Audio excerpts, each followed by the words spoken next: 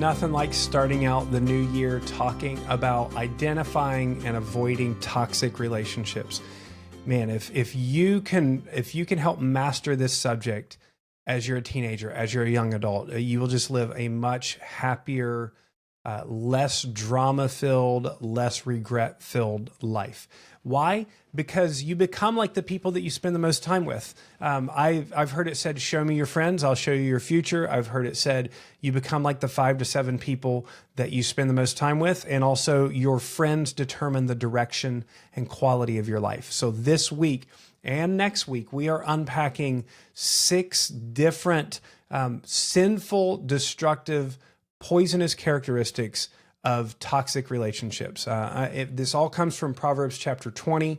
We use the acronym MAD, GAS, to walk through them, and we are on the D of MAD today. Are you ready for it? The D of MAD, in MAD GAS, this toxic behavior is the deceiver. You could also call it the liar. The deceiver, though, that's what it says in Proverbs chapter 20, verse 17.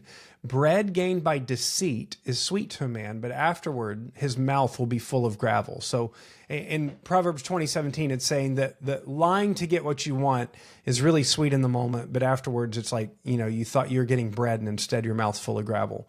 It's going to come back and bite you in the butt, in other words. People lie over little things.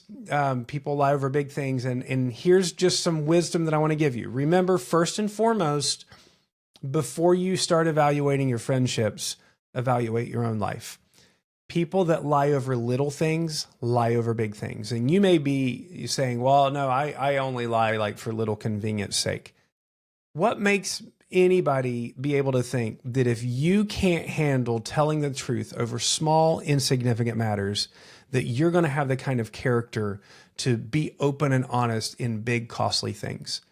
This is something that in my life, I was confronted with coming from high school to college. Truthfully, in high school, I was a smart kid. I was a good student. I made really good grades, and I would not cheat on tests, but I thought nothing of cheating on my homework, of copying homework, of asking for answers and stuff like that. Sometimes the teachers allowed it and it was collaborative, and I didn't really care, like whether it was collaborative or not. My mentality was, well, I already know this stuff. This is just dumb, busy work. I can turn in somebody else's work and give my name to it. That doesn't matter. I had a very low value of my name when I did that.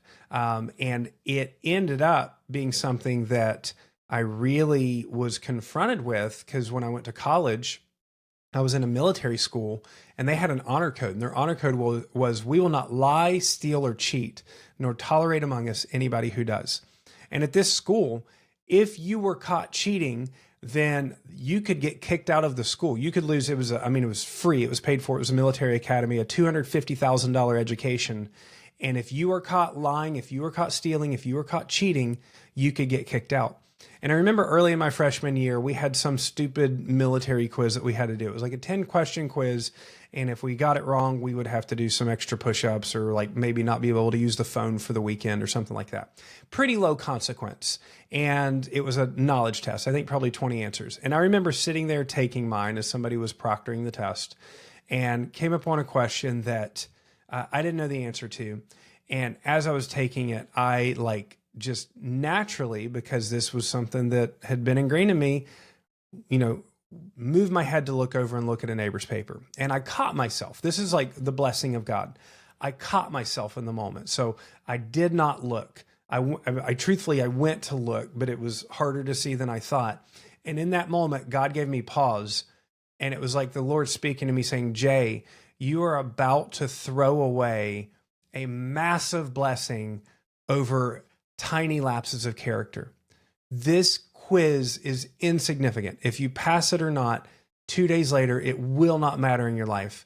But if you cheat, if you deceive, if you say that this is your work and it's not, and you get caught, your whole trajectory of your life is going to change.